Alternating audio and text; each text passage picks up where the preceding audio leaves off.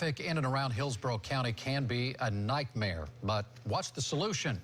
Well, the State Department of Transportation has a plan on the table. It's called TBX, and it's up for debate right now in Tampa. Paul Mueller is covering this public hearing for us tonight.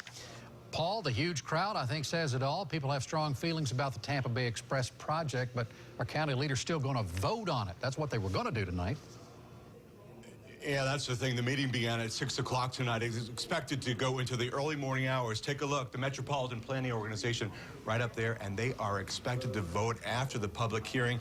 And if they vote yes, this project will literally change the landscape.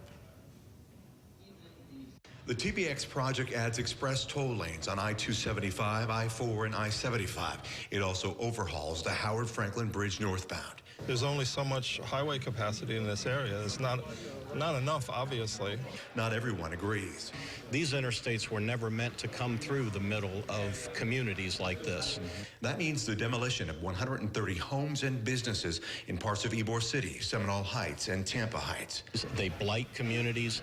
There's a very significant impact on minority populations. Supporters of TBX say it's needed to bring in new business. The number one issue that comes up when we're talking about recruiting companies is the lack of transportation infrastructure and investment in Tampa Bay.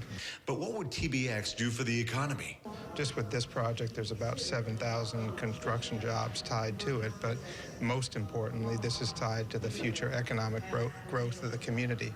The plan is based on a 20-year-old study. If it were to work, it would be an absolute miracle. As a resident of Tampa, he says these changes would leave Tampa residents caught in the middle. All of the benefits go to people outside of the city of Tampa. All the burdens fall to people who live in the city of Tampa. More than 80 businesses and leaders give it their full support. Still, the public remains divided. And about those homes and businesses that would be torn down by law, FDOT is required to give them a 60-day notice. Keith? Well, Paul, let's talk about the toll lanes. How much would they cost a driver, and can everyone afford to use the lanes? Not necessarily. You know, those toll lanes are going to range anywhere from 25 cents a mile to $2 a mile.